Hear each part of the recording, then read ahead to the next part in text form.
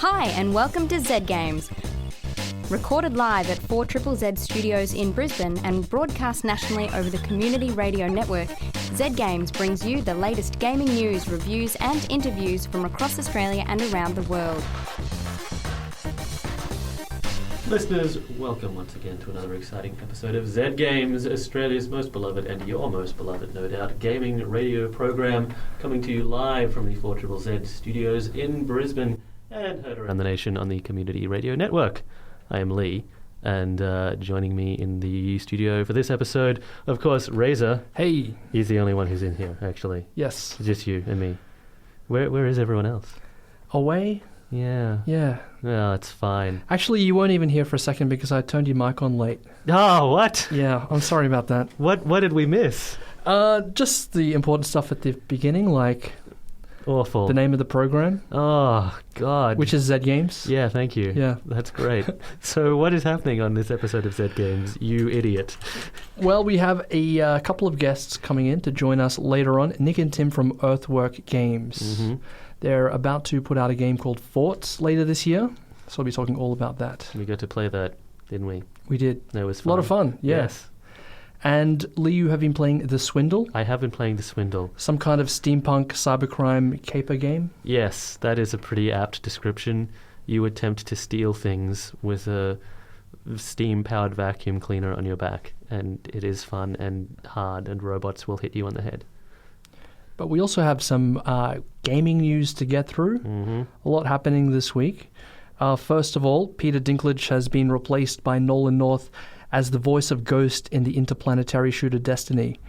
North, best known as the voice of Nathan Drake in Uncharted, has re-recorded all of Dinklage's lines and will also voice Ghost in future content, beginning with the Taken King expansion to be released this September. This is the most video games thing to ever happen. Just the North washing of a game that has already had some voice work recorded. So Nolan North, listeners, is the voice of every video game protagonist ever. Who is he? Right? He's Nathan Drake, as we said before. He's every leading man in every Call of Duty. Yep. He's Booker DeWitt in BioShock Infinite. He's everyone that Troy Baker isn't, basically. Yes. If you're like, boy, that's a cocky sounding handsome man, then it's either Nolan North or Troy Baker, and it's probably Nolan North. Yes. So the nerdy robot in Destiny is now going to sound like a cocky handsome man. And as someone who doesn't play Destiny, I couldn't be happier. I don't know. How do you feel about this? I don't play Destiny either, but I hear that some people are. You did, though. Yeah. I did play Destiny, and one of the things that struck me was Peter Dinklage, who is an Emmy Award winner, by the way. Yeah. His performance was very bland. Oh. I mean, he's a robot. Yeah. But even by robotic standards, he was very bland. He just sounded like he didn't want to be there. Like very disinterested. No direction, maybe. Yeah, I mean, to be fair on him, yep, the script was atrocious. Mm-hmm. And I believe there was some attention on that when the beta first released. Mm. Like terrible lines. We're talking about this wizard came from the moon line. So with what he had, maybe he just couldn't find it in him to bring, his thing to the table there. All right. Well, good luck, Nolan. What else is happening? So World of Warcraft subscription numbers are at their lowest since 2005. Activision Blizzard's financial report reveals that there were 5.6 million subscribers at the end of the financial year. This represents a significant drop, down from 10 million since the expansion Warlords of Draenor was released last November. That is quite a drop, and yet still that dwarfs the numbers of most MMOs. Yeah, it would still be the first most popular MMO, right? Even with 5 million? In the Western world, potentially. That must be a bit of a sting.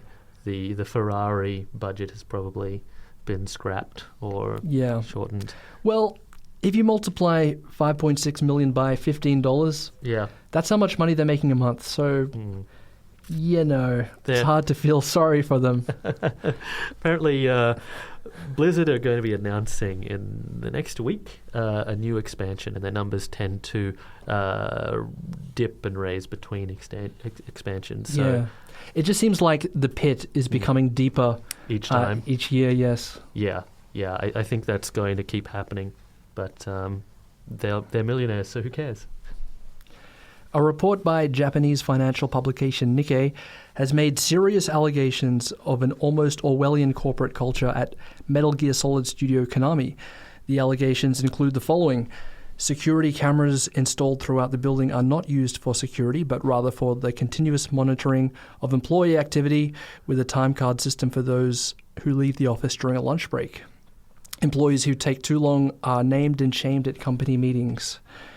Most staff have computers that cannot be connected to the internet, but are only able to communicate internally. Staff email addresses, aside from those in the PR department, consist of random number strings and are periodically swapped between employees to prevent headhunting.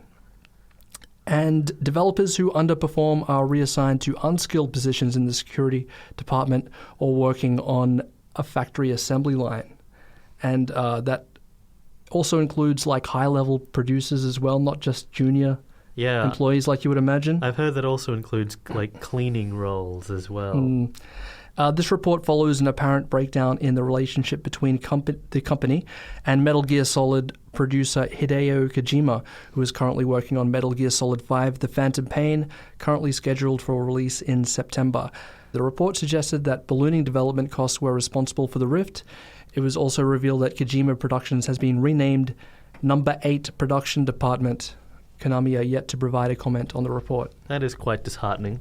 They used to make really good games until very recently. Yeah, I mean, Konami, that logo used to be the seal of quality. It's a shame. It also sheds some light on the relationship between Kojima and the company. It seems like Kojima is obviously an artist who doesn't want to compromise his vision. He doesn't want to let pesky things like time or money get in the way of making his thing. Whereas Konami are a company who are shrinking and trying to downsize and get things done as efficiently as possible. So it looks like those two ideologies have finally clashed. Yep. Which makes a lot of sense now. Yeah, I did see a thing recently. Konami have released a trailer for their latest project, which is a spin-off on the Castlevania franchise. That long-running, beloved gaming franchise is going to have a new number as an erotic-themed pachinko machine. So, basically a one-armed bandit, but with tiny pinballs inside. But with erotic vampires in it now.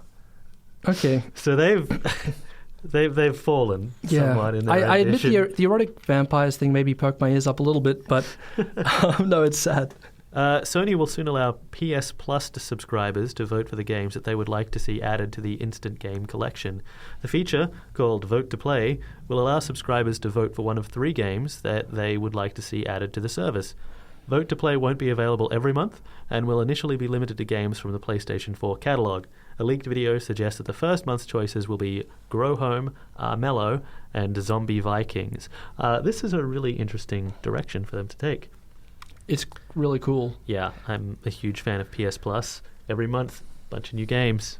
Yeah, I mean, it's really a cool little collection of random stuff that you wouldn't normally pick up. So I found myself finding little gems here and there that I wouldn't have looked at twice at before. Yeah.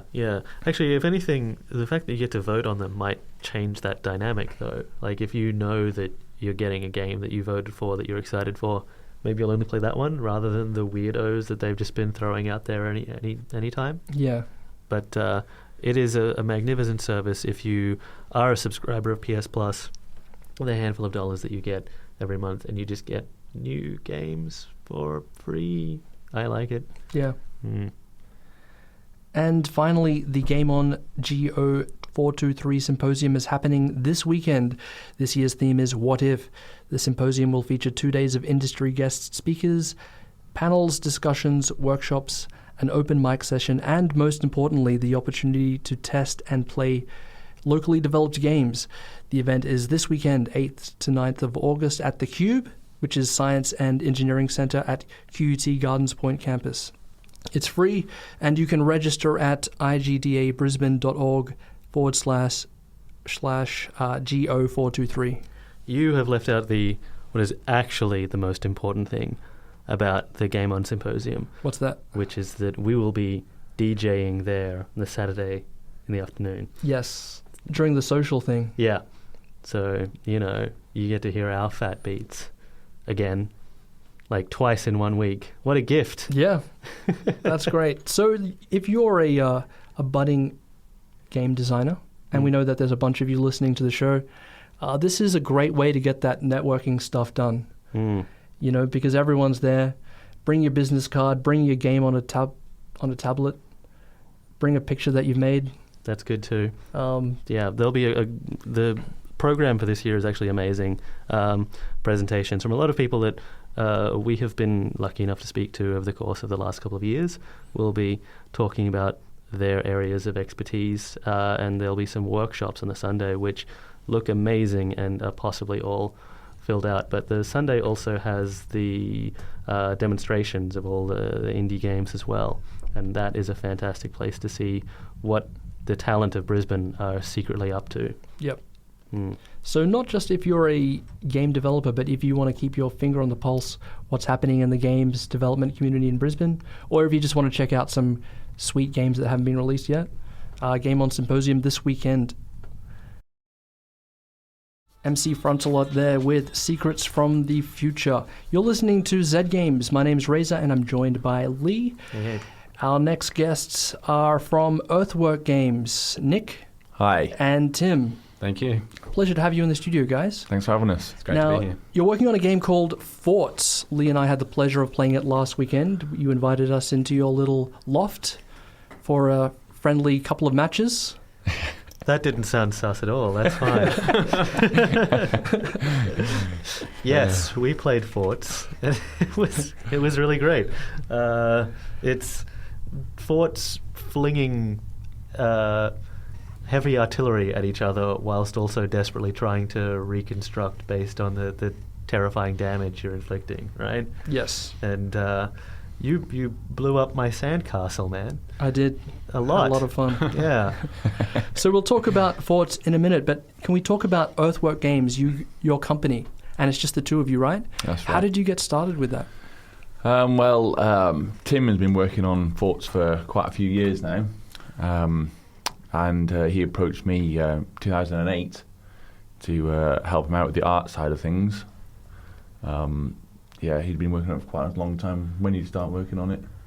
Well, the first record of anything was in 2003, actually. So this project has been going for about 12 years, on and off.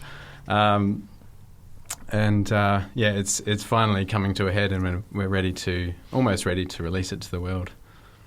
And how did you guys meet up? Did you just find each other in the industry, or were you housemates, crime fighting duo, something exciting like that? Did you hit him with a car, Tim? Nothing so exciting, I'm afraid.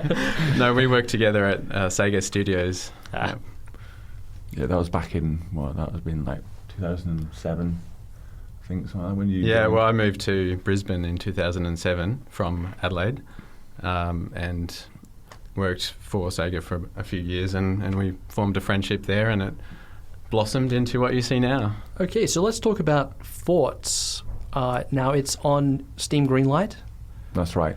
So people can vote for it to enter the Steam storefront. Yep. How is that campaign going so far? It's going really well, actually. A couple of weeks ago we put it up there. Day before we sort of shouted out from the rooftops across social media that what we've been working on, and it's been going really strongly. It's sitting at number 7 on the Steam Greenlight page, about 1,400 different games, and we've got past 5,000 votes. Close to 6,000 now. Right, close to 6,000 now. So it's been going really well, and had a lot of support from a couple of indie websites, that sort of thing, and across Twitter, Facebook, and our own website. Yeah, we put together a little trailer, and had some help from Jeff Van Dyke with the music and sound effects. So big thanks to him. Jeff has provided the music and sound effects for probably like 80% of the indie games in Yeah, Australia. it sounds like the Nolan North of the Aussie audio industry. Yeah, he's hitting that point. Yeah. There's also a bit of help from another guy, Richie Vaughan, who used to work with us along with Jeff down at Sega back in the good old days. So why don't we back up a bit, Tim? Why don't you explain your game to our listeners in your own words? You can probably do it more justice than I did. Okay, it's a game about building your own fort, putting guns on it, and then shooting the hell out of your opponent's fort. Basically, that's basically it. Yes, that's very good. Succinct. Yes, but there are a few games like that. But what sets ours apart is that the forts are physically modelled, so you can build them as tall as you like, but if they don't stand up, they will come crashing down. And all the while, your enemy is trying to peg your fort, break it at the base, and have it collapse. So it's a bit like Angry Birds and Worms at the same time. Yeah, I really like the way that the forts are bound by the laws of physics. Like if you have it too heavy at the back, it'll start to teeter, and if you break an integral structure, it'll sort of wobble and stuff like that. And you can use ropes to secure it to the ground to prevent swaying. That's right. I'm really impressed by the ropes. When we were playing on the weekend, Nick and I we probably should have died a lot sooner if not for the fact that I'd kind of accidentally moored the back of our fort on a wall behind us. That was an accident, but a happy accident. Yes. I don't know if it was good actually, because we did prolong our death. If we'd have died sooner, we could have gone to another game which we might have won. Possibly. But I'll remember that tactic for a future game. Yeah. Rope everything together. Yeah, it's there's a lot of to sort of get to grips with them. It sort of takes you back to old physics lessons at school and stuff, and triangles, and building up your structure and making it stronger at the bottom as opposed to the top, because the weight has a huge bearing on it, and we've got indicators on there like struts going red and then flashing if there's too much weight. And there's definitely occasions where you are your own worst enemy, and instead of getting your fort knocked over by the enemy, it literally built it incorrectly and it collapses on you. So you've got to watch out for those sort of things. It's really satisfying seeing the forts collapse in that kind of Angry Birds way where, everything topples down like you'd expect it to. But it surprised me that you said that you'd had this game in mind since 2003. The Angry Birds thing, was that a later development that you added in, or did you sort of predate that game, and you could have made Angry Birds and been rich instead of them? It predates a lot of games actually. 12 years is a long time, but the game you see today is pretty much true to the original concept. The original theme was more sort of medieval siege warfare sort of thing, but I think Nick convinced me that a sort of modern take on it with lasers and guided missiles would be a bit more exciting, and sure enough, it's quite a lot of fun. Yeah, it definitely makes for a good trailer. When I first came on board and Tim showed me, he'd got some rudimentary sort of 3D models in there and stuff, and me being a 2D artist, I was like, I can't be dealing with this 3D malarkey. If I'm going to do stuff fun, I'm going to make it two-dimensional. And games like Metal Slug were a particular inspiration for me.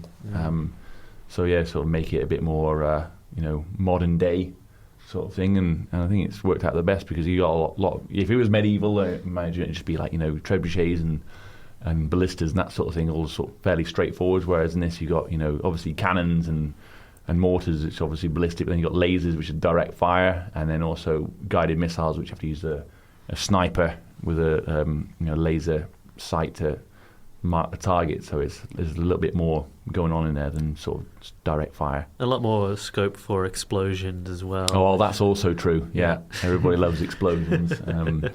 So yeah, realistic physics and explosions combined, and then when you destroy the nuclear reactor, which is the end game, then you get a nuclear explosion, a mushroom cloud. So yeah, we wouldn't have had that if it was a castle. No, very few nuclear reactors back then, if any. Yeah, well, yeah, I haven't heard of any. Yep. Perhaps we should mention that this is a network multiplayer game, so you can play it over the internet or a local area network.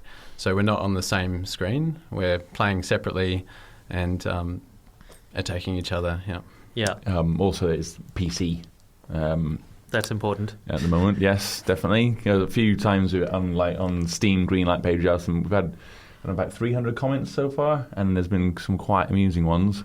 But the reason I say that is because there's some people like, oh, it looks like it's a Flash game, or it looks like it's on tablets, or that sort of thing, when it most definitely isn't.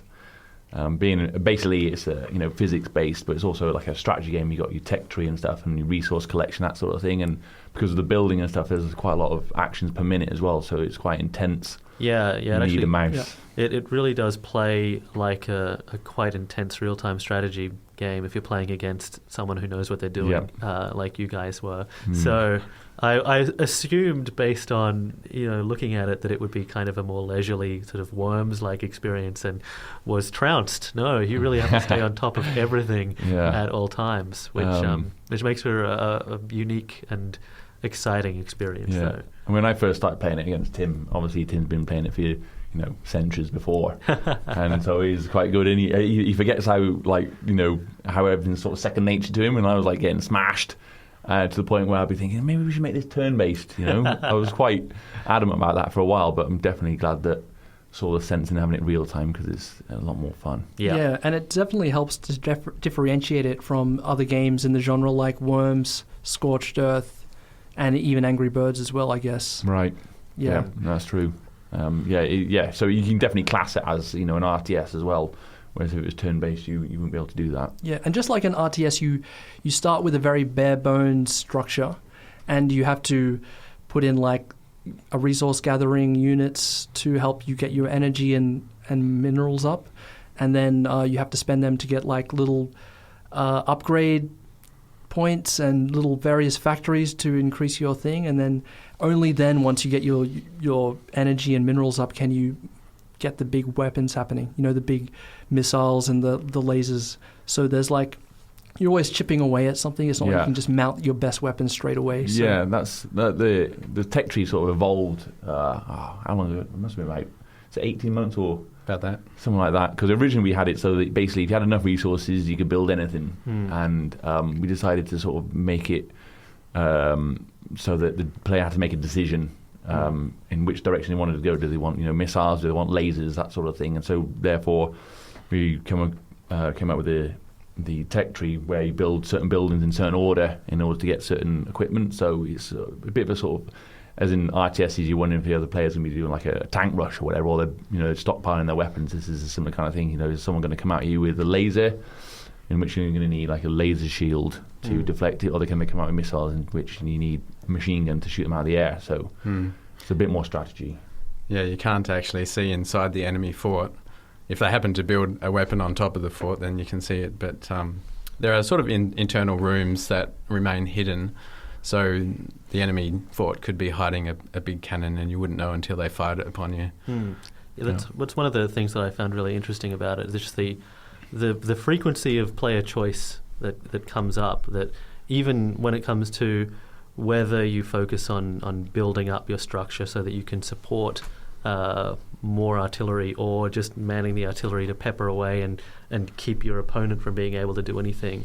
I liked that. Like, I got hamstrung at that point because I just wanted to keep firing mortars at Ray, and the minute that I realized that wasn't going to win the game for me, and then I attempted to start building up so I could really knock him to pieces with a laser or a cannon, that was the time that he was able to switch up and knock my stuff to pieces, because he's a jerk. I thought it was very admirable how he didn't get sort of concerned that he was losing. He just calmly plodded on, and just he's a bit sort of like the tortoise in the hare, and you were rushing ahead and smashing him early on, and Ray sort of just slowly rebuilt, built a bigger weapon, and then hammered you. Yeah. He's a jerk like that. Yeah. Indeed. It speaks volumes about the game balance as well. I mean, I imagine once you realize that it was actually a quite intense strategy game, the end game balance becomes a big issue that you have to deal with, like making sure the weapons are equally powerful in different ways, etc. Yeah, it's a excuse the pun, but it's a real battle.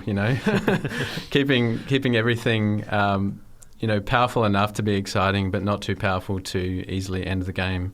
And then you've got to balance the cost of it against how long it takes to build and reload. And we just take a best stab at it and then fine tune it after that. And I think we've done reasonably well, but the community is going to tell us once we get it out into early access. Once people start smashing like the rush strategies, I guess. Yeah, well, because of the combination of physics and a complex RTS, there's certainly scope for exploits, and we're really interested in finding those and fixing those if we can. You're listening to Z Games with Razor and Lee. That was Chipsell with Formed in the Clouds. Now we are joined by Nick and Tim from Earthwork Games. We're talking about their tremendous game Forts, which is not out yet. But it will be out soon-ish. Ray and I got to visit your studio. We played a bit on the weekend, and we got to experience the joy of co-op and co-op fort construction. Tim, that seems like a nightmare as a thing to implement. How did you even decide to tackle that? I can't remember the decision, honestly, but yeah, I've worn it for a long time now. It is very difficult. I mean, any developer can tell you that network multiplayer is very difficult, but I've decided to add the ability for different players to cooperate on the same fort together. They can build at the same time, they can shoot weapons at the same time, and they share the same resource pool. So there's all sorts of scope for people stepping on each other's toes. But why are you looking at me, Nick? Just thinking back to Sunday. Right. Certain incidents in which we were cohabiting. We were doing fine for so much of those games. Yes, for most of the game, apart from the end where we lost, and other times where someone was a little bit preoccupied with watching the reload counter go down. Someone has to shoot the guns, and it was me in this case. And what were you doing? I was repairing the precipice that you were about to fall into. Wow. You were so one-minded. Look, you neglected to notice that there was a huge gap underneath you. This just speaks to the fact that the game is so immersive. I was completely lost in the role of firing the mortars that I neglected to notice the fact that the entire structure underneath me was on fire. I think you just fixated on that reload icon, and the fact that the mortar was fine was just a byproduct of getting to see that again. Oh, well, look, I mean, whose fault is that then? You drew it. Well, okay. It's, shouldn't have drawn it so mesmerizingly. Yes. So, listeners, as you can tell, the co-op experience allows for people to air all sorts of grievances or discover new ones. In this case. It's always it's a good game when friends walk out as enemies. This is true. This is true. And it sounds messy, two people working on the same fort, but as you start working together and sort of assign yourself different responsibilities, it's actually quite cool, isn't it? Like you said, one person could be the weapon guy just hammering away, the other person can deal with all of the other real work, like repairing the fort and all the structural stuff. That's the division that I assumed we had. Division of labour. Yeah. Is there also a mode to have 4 players with discrete forts and they're all in the same map, or not? Currently, there are only 2 teams, plus a neutral team of any structures that are unattached. But there are no. You can't have your own fort as such. You're only part of a team, and you can manage any of the resources of that team. But there can be multiple reactors. So the reactor is the heart of your fort. Once that explodes, it's pretty much game over. But you could have separate forts on the same side, and you could divide the labour by forts in that way. Yeah. Cool. Yeah, just as an aside, I have to say it was a lot of fun being in the LAN environment. Yeah. These days, a lot of the multiplayer gaming is done online. You're sort of in your living room or in your computer room or whatever, and in your cocoon, and it's all dark, and your eyes are all square, and you're playing against people, but it's not like you're in the same room with buddies yelling at each other. Yeah. That was something that I really enjoyed. Yeah, that was definitely. You guys must have been getting on. You guys are winning, so that obviously helped. But there seems to be less sort of war stories from your side of things, and more from mine and Lee's side of things. And one thing about the co-op aspect of it is it's really useful to sort of introduce people to the game who haven't played it before. Mm-hmm. So, for instance, when we were playing, me and Tim, I don't know what it's like on your team, but when I was playing with Lee, I would be doing the building and stuff like that, and he was responsible for the shooting. And so, obviously, the shooting part is the bit which is the most attractive and the most fun to start off with. So I think it's a good sort of way of introducing players to the game, rather than dropping him in the deep end. What do I do? What do I do? Cool. And speaking of introducing players to the game, you guys have trailers and various resources online? Yeah, that's right. We've got a website, earthworkgames.com, and on the front page of that is a trailer on there, as well as a link to the Greenlight page where anyone who's got a Steam membership can vote our game up, which would be really nice. Please vote this game up. I really want to play this game. Yes, so the more the better. And we also got a Twitter handle @Earthwork Games, so you can follow our deeds on there. So if our listeners are actually interested in seeing the game, you will be demoing it this weekend at the Game On Symposium, right? This is correct. Yep, on Sunday. I think it goes from 10 until 4 at the Cube QUT. Right, so what can our listeners expect to see? You there, obviously. We will be there. Yeah, we'll be running at least 2 networked PCs to play the game. Two people can play against each other. We also have single-player missions and tutorials, so if people want to experiment on their own, that's fine. Yeah, we were the same thing with last year's version of the game, and it went really well. It was really useful to get feedback and see how people responded to it, and you got different sorts of players. Some people sort of, he was a bit quiet and stuff. They just quite happily just sit there and seeing how the game works and slowly plodding along, building their little structures up quite methodically. And other players would be standing at the back while battle was going on and watch a couple of games and then sort of absorb what was happening and then just jump straight on there and seem real naturals at it. Ducks to water. Yeah. So, yeah. It must be good to see players playing the game and how they react and the strategies they employ. Yeah, absolutely. We're looking forward to seeing how creative people can be with this concept. It's perhaps to give a more visual cue, it looks a lot like World of Goo, but with weapons. So, a lot of sort of triangles and bits of pieces attached to the fort. So we're really looking forward to it, releasing it. Guys, thank you very much for coming along today. Thank you very much. Best of luck with Forts. Yeah, I hope I'd it does well. like to say thanks to Salthouse Co-working Space in New Farm for letting us use their studio space on Sunday. Guys, thanks once again for coming along. You're welcome. Thank you very pleasure. much. Thank you. We just heard Phantom NK with Minimal, and before that, MC Chris. MC Chris owns Paper Planes. You're listening to Z Games on Triple Z, 102.1 FM. Lee, you have been playing a game called The Swindle. Yeah. I described it earlier as a steampunk cybercrime caper. That's basically it, yes. It's a heist game. It's a platforming heist game, in fact, by Size 5 Games. It's a company that has made a bunch of weird stuff before this. They put out a couple of wonderful and filthy and hilarious adventure games, point-and-click adventure games. There was one called Been There, Dan That, and then Time, Gentlemen, Please. After that, they did a game called... what was it? There was one with Gun Monkeys, I believe that was one. And they also did a game that they won a BAFTA for that was a sex health game for the BBC where you were a bunch of condom-hatted Marines running around inside people's orifices fighting STDs. So this is a departure. Okay. Yeah. I feel like we should just drop the Swindle and talk about the condom game. Yeah, we can come back to that later, perhaps.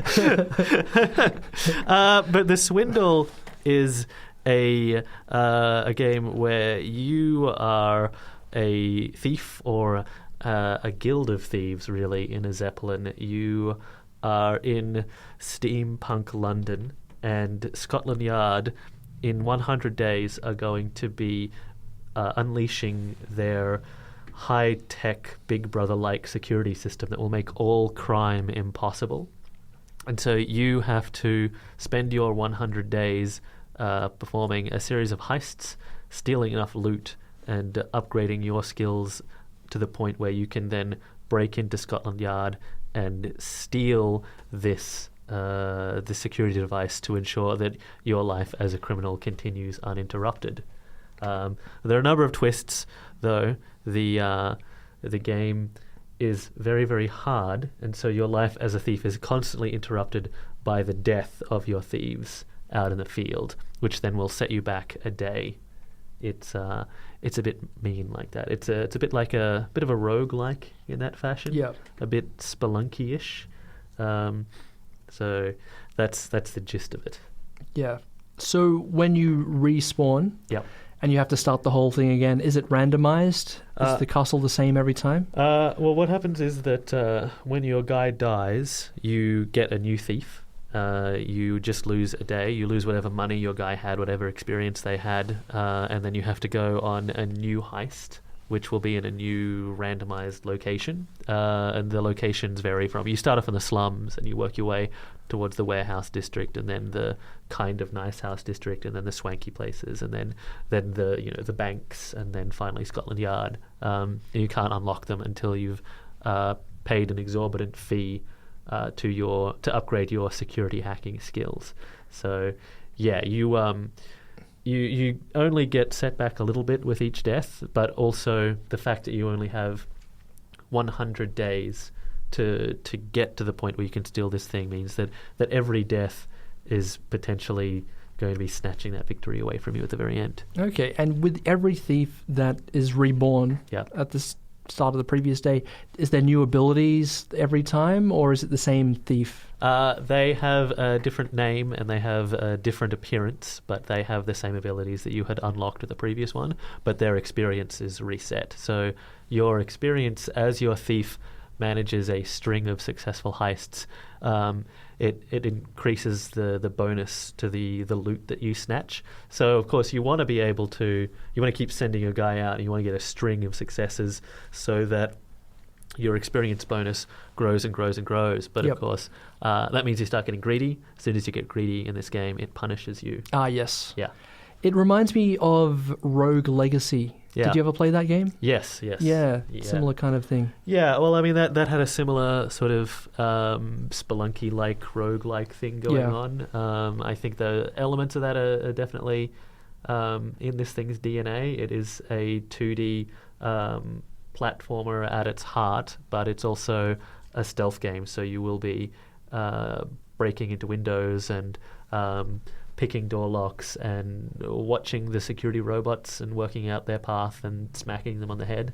But the designer, Dan Marshall, describes himself as someone who is a fan of the idea of stealth games, who finds them a little bit tedious. Doesn't really like, sitting in a box and waiting till you've memorized someone's pattern so that you can then go out and, hold the X button until you've choked them out. And so this is a game that does away with all of that stuff. You can see the patrol patterns. They're very obvious. You can see the line of sight because it's a robot, so it's sending out a beam of light. It is a very responsive and quick stealth game, which is a really fun thing to have to get to grips with. It's quite bombastic. Very early on, you unlock the ability to take bombs along with you. And at first, I wasn't really sure what the purpose of these was, but now I know bombs are used to create entrances that weren't there before. So you can quite easily climb onto the roof of most buildings, and all you've got to do is blow a hole in the top, and maybe you've bypassed a lot of security that was, towards the doors, so that you can get to the juicy computer vaults inside. That sounds like it would have been quite a revelation for you when you were playing. Yeah. Yeah? It was great. Yeah, especially realizing that when a roof blows up and collapses, it can take out the hovering security robots and the cameras that are attached nearby. Bombs are fantastic. They should be in all stealth games. Agreed. So we've been talking about the Swindle. Now I know it's available for the PS4. Is that what you played it on? I've been playing it on the PC, but it's also available on the PS4. I think also on the Mac and Linux and what have you. I got it through Steam. It is it's a romp. It's fantastic. I would recommend it to anyone who's interested in, cracking into weird robot-filled Victorian mansions and stealing loot from safes. Excellent. Thank you very much for that, Lee. That's the Swindle. And that's going to bring us to the conclusion of this week's episode of Zed Games as usual. Thanks very much for your company. Catch you guys next week.